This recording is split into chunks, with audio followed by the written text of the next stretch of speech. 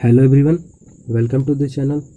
तो इस वीडियो में हम एक्सरसाइज 3.5 का क्वेश्चन नंबर 2 और 3 करने वाले हैं। तो सबसे पहले क्वेश्चन नंबर 2 देख लेते हैं। तो क्वेश्चन नंबर 2 का जो फर्स्ट पार्ट है उसमें क्वेश्चन है, for which values of a and b does the following pair of linear equations have an infinite number of solution. यानी कि एक पेयर ऑफ लीनियर इक्वेशन दिया गया है और क्वेश्चन में पूछा गया है कि ए और बी के किस वैल्यू के लिए इस पेयर ऑफ लीनियर इक्वेशन का नंबर ऑफ सॉल्यूशन जो होगा वो होगा इनफाइनाइट। तो हम देख रहे हैं यहाँ एक इक्वेशन ये दिया गया है और दूसरा इक्वेशन ये है। तो इस क्वेश्चन को करने के लिए सबसे पहले हम दोनों इक्वेशन को स्टैंडर्ड फॉर्म में लिखेंगे। तो स्टैंडर्ड फॉर्म क्या होता है लीनियर इक्वेशन का? तो a1x plus b1y plus c1 equal to 0, और दूसरे को क्या लिखेंगे तो a2x plus b2y plus c2 equal to 0 के फॉर्म में। तो उसके लिए हम क्या करेंगे, इस 7 को लेफ्ट साइड लेके चले जाएंगे और ये पूरा का पूरा उठ के लेफ्ट साइड चला जाएगा। तो ये इक्वेशन क्या बन जाएगा, तो 2x प्लस 3y, और ये इधर से 7 जाके बन जाएगा -7 and that is equal to 0। और ये इक्वेशन क्या बन जाएगा, तो a minus b x plus a plus b y, और ये 3 ये जाके इधर आ जाएगा -3 है, फिर प्लस b इधर जाकर हो जाएगा -b, और -2 इधर जाके हो जाएगा +2 and that is equal to 0। So this is equation first and this is equation second. उसके बाद हम क्या करते हैं, a1/a2, b1/b2 और c1/c2 की वैल्यू लिखते हैं। तो a1/a2 क्या हो जाएगा, तो a1 की जगह लिखेंगे फर्स्ट इक्वेशन में x का कॉफिशिएंट यानी कि 2/a2 की जगह क्या लिखेंगे, तो सेकेंड इक्वेशन में x का कॉफिशिएंट यानी कि a माइनस बी। उसी तरह b1/b2 में b1 क्या होगा, तो फर्स्ट इक्वेशन में y की कॉफिशिएंट यानी कि 3, और b2 क्या होगा, तो सेकेंड इक्वेशन में y का कॉफिशिएंट यानी कि a plus b. Then c1/c2 equal to, तो c1 का जगह हो जाएगा फर्स्ट इक्वेशन का कांस्टेंट टर्म यानी कि -7, और c2 इक्वल टू क्या हो जाएगा, तो सेकेंड इक्वेशन का कांस्टेंट टर्म यानी कि, तो सेकेंड इक्वेशन में कांस्टेंट टर्म क्या क्या है, तो ये पूरा का पूरा यहाँ से लेके और यहाँ तक -3 है -b प्लस 2, सो -3 है -b प्लस 2, ये हो गया क्या हमारा c2। अब हमें क्या निकालना है, ए और बी की वैल्यू निकालनी है जब नंबर ऑफ सॉल्यूशन क्या हो, तो इनफाइनाइट।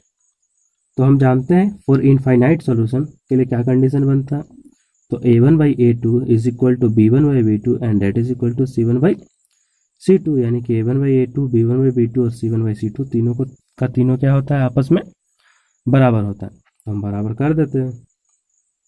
तो जब हम a1 b1 c1 और a2 b2 c2 की इसमें वैल्यू रिप्लेस करेंगे तो क्या होगा, तो a1/a2 की जगह क्या लिखेंगे, यहाँ से लिख देंगे 2/a minus b, so 2/a minus b is equal to b1/b2। तो उसकी वैल्यू क्या लिखेंगे, तो 3/a plus b, so 3/a plus b and that is equal to c1/c2। So c1/c2 की जगह ये पूरा वैल्यू उठा के रख देंगे।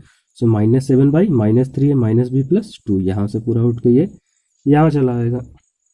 उसके बाद क्या करना होता है, तो हम देख रहे हैं ये तीनों आपस में बराबर है। तो एक बार हम इन दोनों को इक्वेट करते हैं और एक बार इन दोनों को इक्वेट करते हैं। तो इक्वेट कर लेते हैं। तो तीनों बराबर है तो हम दो को आपस में भी इक्वेट कर सकते हैं। तो पहले वाले दोनों को इक्वेट करेंगे तो क्या लिखेंगे, तो यहाँ से ये और ये बराबर करेंगे तो 2/a minus b equal to 3/a plus b. और जब इन दोनों को इक्वेट करेंगे तो क्या लिखेंगे, तो 3/a plus B equal to, ये यहाँ से -7/-3a माइनस बी प्लस 2 यहाँ चला आएगा। अब हम इसे एक बार सॉल्व करेंगे और एक बार इसे सॉल्व करेंगे। तो जब इसे सॉल्व करेंगे तो क्या लिखेंगे, तो 2 इंटू ए यानी कि 2a क्रॉस मल्टीप्लाई करने के बाद, और 2 इंटू बी यानी कि 2b and that is equal to 3 into A यानी कि 3a, और ये 3 इंटू माइनस बी यानी कि -3b।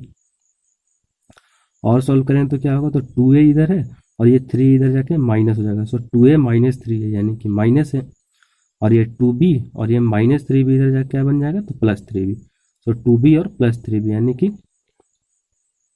5b, so -a plus 5b equal to 0। एक इक्वेशन यहाँ से बन गया, इसलिए हम क्या मान लेंगे, इक्वेशन 3। अब हम इधर देखते हैं, तो इधर अगर हम क्रॉस मल्टीप्लाई करेंगे तो 3 इंटू -3 है तो यह क्या बन जाएगा, तो -9 है, फिर 3 इंटू -3b यानी कि -3b, और 3 इंटू 2 यानी कि 6 and that is equal to फिर इस -7 से इधर मल्टीप्लाई होगा, सो -7 इंटू ए यानी कि -7 है, और -7 इंटू बी यानी कि -7b। अगर और सॉल्व करें तो क्या लिखेंगे, तो -9 है इधर है और ये -7 है इधर जाके प्लस हो जाएगा, सो -9 है +7 तो क्या मिल जाएगा, सो -2 है। उसी तरह -3b में इधर से -7 भी जाके प्लस हो जाएगा, सो -3b और +7b तो वो क्या मिल जाएगा 4b, and that is equal to इस +6 को हम राइट भेज दें तो क्या लिखेंगे -6। सो -2a + 4b इक्वल टू -6, और इसे ही हम क्या मान लेते हैं इक्वेशन 4। तो अब हमारे पास दो इक्वेशन है, एक इक्वेशन 3 और एक इक्वेशन 4, और दोनों मिलके क्या बन रहा है, pair of linear equation in 2 variable, जिसमें कि वेरिएबल है a और b। तो हम a और b का ही हमें वैल्यू निकालना था, तो उसके लिए हम क्या करेंगे, इन दोनों पेयर ऑफ लीनियर इक्वेशन को सॉल्व कर लेंगे। तो लेट से हम इसे सॉल्व करने के लिए सब्स्टिट्यूशन मेथड अप्लाई कर लेते हैं। सो फ्रॉम इक्वेशन 3 यानी कि इक्वेशन 3 की हम हेल्प ले रहे हैं, तो इक्वेशन 3 से a की वैल्यू क्या मिल जाएगी, तो -a + 5b इक्वल टू 0 है, तो यहाँ से a की वैल्यू हो जाएगी 5b, क्योंकि अगर -a को इधर भेज देंगे तो 5b इक्वल टू a, और उसी को अगर उल्टा करके लिखें तो a equal to 5b। So from equation 3 a is equal to 5b। अब हम चूंकि हम a की वैल्यू हमने निकाली इक्वेशन 3 की हेल्प से, इसीलिए हम इसको पुट किस में करेंगे, तो इक्वेशन 4 में। So put a in equation 4 यानी कि a की वैल्यू को अब हम इक्वेशन 4 में पुट कर देते हैं। तो इक्वेशन 4 है -2a + 4b equal to -6।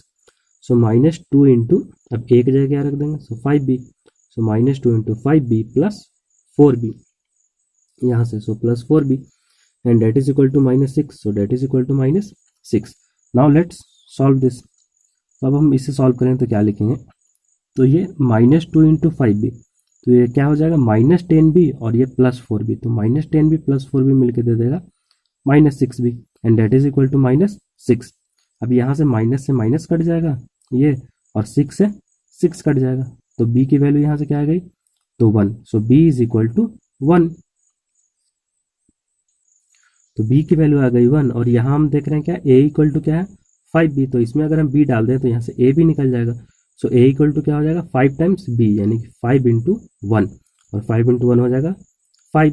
So b equal to 1 and a equal to 5, hence a equal to 5 and b equal to 1 is the solution. यानी कि a इक्वल टू 5 और b इक्वल टू 1 पे इस पेयर ऑफ लीनियर इक्वेशन का solution क्या हो जाएगा, infinite. Now next question. Next है क्वेश्चन नंबर 2 का second part. For which value of k will the following pair of linear equation have no solution. यानी कि एक पेयर ऑफ लीनियर इक्वेशन दिया गया है और उसमें हमें k का वह वैल्यू निकालना है जिसके लिए ये पेयर ऑफ लीनियर इक्वेशन का नो सॉल्यूशन हो जाए। तो इस क्वेश्चन को करने के लिए हम सबसे पहले जो पेयर ऑफ लीनियर इक्वेशन है उसे स्टैंडर्ड फॉर्म में लिखेंगे, जो कि होता है a1x + b1y + c1 equal to 0 और a2x + b2y + c2 equal to 0। तो इस फॉर्म में लाने के लिए हम यहाँ से इस 1 को और यहाँ से इस 2k + 1 को दोनों को इक्वल टू के लेफ्ट साइड लाएंगे, तो ये इक्वेशन क्या बन जाएगा, सो 3x + y और ये 1 इधर जाके -1 इज इक्वल टू 0, और ये इक्वेशन क्या बन जाएगा, तो 2k - 1x + k - 1y, और ये 2k इधर जाके -2k और ये 1 इधर जाके -1 इक्वल टू 0। तो अभी ये स्टैंडर्ड फॉर्म में हो गया हमारा पेयर ऑफ लीनियर इक्वेशन। तो इसे हम मान लेंगे इक्वेशन 1 और इसे मान लेंगे इक्वेशन 2। तो दोनों इक्वेशन हमारे पास आ गया। नेक्स्ट हम क्या करते हैं, a1/a2, b1/b2 और c1/c2 की वैल्यू निकालते हैं। तो a1/a2 क्या हो जाएगा, तो a1 होगा फर्स्ट इक्वेशन में x का कोफिशिएंट यानी कि 3 बाई a2 यानी कि सेकेंड इक्वेशन में x का कोफिशिएंट यानी कि 2k - 1, देन b1/b2। तो b1 क्या होगा, तो फर्स्ट इक्वेशन में y का कोफिशिएंट क्या है, तो 1 बाई फिर b2 यानी कि सेकेंड इक्वेशन में y का कोफिशिएंट यानी कि k - 1। सो b1/b2 क्या हो जाएगा, तो 1 बाई k - 1। नाउ c1/c2 क्या होगा, तो c1 यानी कि फर्स्ट इक्वेशन का कांस्टेंट टर्म यानी कि -1, और c2 यानी कि सेकेंड इक्वेशन का कांस्टेंट टर्म यानी कि -2k - 1, यही है कांस्टेंट, सो -2k - 1। अब हम एक बात जानते हैं कि फॉर नो सॉल्यूशन के लिए क्या कंडीशन बनता है, a1/a2 is equal to b1/b2 and that is not equal to c1/c2, यानी कि पहला दोनों तो बराबर होगा मगर तीसरे वाले के बराबर नहीं होगा। तो अब हम क्या करते हैं, एक बार इन दोनों को इक्वेट करते हैं और एक बार इन दोनों को इक्वेट करते हैं। जो पहले दोनों को इक्वेट करेंगे तो हम क्या लिखेंगे, तो a1/a2 की जगह यहाँ से क्या लिख देंगे 3/2k-1। So 3/2k-1 equal to b1/b2 जो कि है 1/k-1। सो 1/k-1, तो a1/a2 इक्वल टू b1/b2 करने पे क्या आ गया, तो 3/2k-1 इक्वल टू 1/k-1। अब हम दूसरी बार में क्या करेंगे, इन दोनों को इक्वेट करेंगे यानी b1/b2। सो b1/b2 की जगह क्या लिखेंगे, तो 1/k-1 और उसके बाद क्या है नॉट इक्वल टू c1/c2, तो c1/c2 की जगह क्या लिख देंगे, तो -1/-2k-1। सो -1/-2k-1। तो यही दोनों कंडीशन है और यही दोनों कंडीशन को अगर हम सॉल्व करेंगे तो हमारा k का वैल्यू आने वाला है। So let's solve. तो इसे सॉल्व करने के लिए क्या करेंगे, हम सबसे पहले क्रॉस मल्टीप्लिकेशन करेंगे। सो 3 इंटू के 3k और 3 इंटू -1 तो -3 and that is equal to, तो 2k-1 को अगर 1 से मल्टीप्लाई करें तो क्या आ जाएगा, 2k-1 ही आ जाएगा। और इधर है 3k और ये 2k इधर आके क्या हो जाएगा माइनस। सो 3k - 2k यानी कि k and that is equal to, इधर है -1 और ये -3 इधर जाके क्या बन जाएगा, तो +3। सो -1 और +3 मिलकर क्या दे देगा, तो 2। तो k की वैल्यू यहाँ से क्या आ गई 2। नाउ अगर हम इधर सॉल्व करेंगे तो फिर इधर भी क्रॉस मल्टीप्लाई करेंगे। सो -2k-1 को अगर 1 से मल्टीप्लाई करें तो क्या हो जाएगा, तो -2k-1 देन क्या कौन सा साइन आएगा, तो नॉट इक्वल टू का, क्योंकि इसमें हम नॉट इक्वल टू वाला केस सॉल्व कर रहे हैं। So -2k-1 is not equal to, और अगर k-1 को हम -1 से मल्टीप्लाई करें इस तरह से तो क्या होगा, तो -1 इंटू के यानी कि -k और -1 इंटू -1 इक्वल टू क्या हो जाएगा, तो +1। सो इधर से क्या आ गया, -2k-1 is not equal to -k+1। ना अगर और सॉल्व करें तो -2k इधर है और -k इधर से आगे क्या हो जाएगा प्लस। सो -2k प्लस के मिलके दे देगा -k and that is not equal to, और इधर है 1 और ये -1 इधर जाके भी +1 बन जाएगा। सो 1 और इधर से +1 यानी कि 2। So -k is not equal to 2 और अगर हम दोनों साइड माइनस से मल्टीप्लाई कर दें तो क्या बन जाएगा, ये -k बन जाएगा +k और ये 2 बन जाएगा -2। So k is not equal to 2 आ गया इधर से, तो इधर से आ गया k इज इक्वल टू 2 और इधर से आ गया k is not equal to -2, यानी जो k है उसकी वैल्यू -2 के बराबर नहीं है। यहाँ से यही निकल के आ रहा और यहाँ से क्या आ रहा है कि k की वैल्यू 2 है। दोनों में से हम कौन सा ऑप्ट करेंगे, तो ये तो बोल रहा है k -2 नहीं है और ये बोल रहा है कि k 2 है, हम इसी को क्या मान लेंगे, यही होगा सही, यानी कि k की वैल्यू क्या आ जाएगी 2। Hence k is equal to 2, इसलिए k की वैल्यू 2 हो गई और यही इस क्वेश्चन का आंसर होगा। Now next question. तो नेक्स्ट है क्वेश्चन नंबर 3। तो क्वेश्चन नंबर 3 है, solve the following pair of linear equation by the substitution and cross multiplication method, यानी कि एक पेयर ऑफ लीनियर इक्वेशन दिया गया है और उसे हमें substitution method and cross multiplication method दोनों से सॉल्व करना है। So let's see. तो पहले सब्स्टिट्यूशन मेथड से सॉल्व कर लेते हैं। तो ये है हमारा पेयर ऑफ लीनियर इक्वेशन। तो सब्स्टिट्यूशन मेथड से सॉल्व करने के लिए हम क्या करते हैं, दोनों में से कोई एक इक्वेशन उठाते हैं और एक वेरिएबल को दूसरे के टर्म में एक्सप्रेस कर देते हैं। सो हम सबसे पहले लेट से इक्वेशन 1 ले लेते हैं। सो फ्रॉम इक्वेशन 1 तो क्या है 8x + 5y = 9। सो 8x + 5y = 9। तो हम यहाँ से 8x की वैल्यू क्या लिखेंगे, तो 9 - 5y, यहाँ से +5y इधर जाके -5y बन जाएगा। सो 8x = 9 - 5y, तो x की वैल्यू क्या हो जाएगी, तो 9 - 5y और इधर 8 मल्टीप्लाई में है तो इधर जाके आ जाएगा डिवाइड में। सो x = 9 - 5y / 8 और इसे ही हम क्या मान लेते हैं इक्वेशन 3। तो इक्वेशन 3 में हमने क्या किया, x को y के टर्म में एक्सप्रेस कर दिया। अब हम नेक्स्ट टर्म क्या करते हैं सब्स्टिट्यूशन मेथड में, कि जिस इक्वेशन के हेल्प से हम निकालते हैं एक वेरिएबल को दूसरे के टर्म में, उस इक्वेशन को छोड़ के और दूसरे वाले में सब्स्टिट्यूट कर देते हैं वैल्यू। सो हमने x की वैल्यू यहाँ किससे निकाली है, तो इक्वेशन 1 से, तो हम इसे किस में सब्स्टिट्यूट करेंगे x की वैल्यू को, तो इक्वेशन 2 में। सो ऑन सब्स्टिट्यूटिंग x इन 2, यानी कि x की वैल्यू को हम इक्वेशन 2 में सब्स्टिट्यूट कर रहे हैं। तो इक्वेशन 2 हमारा क्या है, सो 3x + 2y = 4। सो 3 × और x का जगह क्या लिख देंगे, यहाँ है 3x plus 2y equal to 4, so 3 into और x का जगह ये सब्सटीट्यूट हो जाएगा पूरा 9 minus 5y by 8, so 3 into 9 minus 5y by 8, फिर है plus 2y, so plus 2y and that is equal to 4। सो ये यहाँ तक तो पहुँच गए, हम सब्सटीट्यूट हो गया। उसके बाद हम इसी को सॉल्व करेंगे, तो यहाँ हम देख रहे हैं सिर्फ और सिर्फ y दिख रहा है, तो जैसे ही इसे सॉल्व करेंगे तो y की वैल्यू आ जाएगी। So let solve. तो सॉल्व करने के लिए क्या करेंगे, हम एलसीएम ले लेते हैं। तो यहाँ है पूरा नीचे 8 और यहाँ कुछ नहीं है तो 1 मान लेते हैं। तो 8 और 1 का एलसीएम क्या हो गया, तो ये हो गया 8। अब 8 से 8 कितने टाइम्स में कटेगा, तो 1 टाइम, और 1 से इस पूरे में मल्टीप्लाई करेंगे तो यही आने वाला है। सो यहाँ तो यही रह जाएगा। तो 3 इंटू 9 9 या 27, फिर माइनस और 3 इंटू 5y यानी कि 15y, सो 27 माइनस 15y, फिर आ जाएगा प्लस, और इस 1 से 8 कितने बार में कटेगा, तो 8 टाइम्स, और 8 से इस 2 में मल्टीप्लाई करेंगे तो क्या हो जाएगा 8 टू जा 16y, so plus 16y and that is equal to क्या हो गया, तो 4 हो गया। नाउ अब आगे सॉल्व करते हैं। तो ये 20 यहाँ से क्या आ गया 27, और 16y में से 15y चला जाएगा तो क्या बच जाएगा प्लस y सिर्फ और सिर्फ, so 27 plus y and that is equal to, और ये 8 इधर डिवाइड में इधर जाकर क्या हो जाएगा मल्टीप्लाई, और 8 इंटू 4 क्या हो जाएगा, तो 32, तो 27 plus y and that is equal to 32। तो यहाँ से y की वैल्यू क्या हो जाएगी, तो इधर है 32 और ये 27 इधर जाके माइनस हो जाएगा। सो y इक्वल टू 32 माइनस 27, और 32 में से 27 जाएगा तो क्या बच जाएगा, तो 5। तो y की वैल्यू क्या आ गई 5।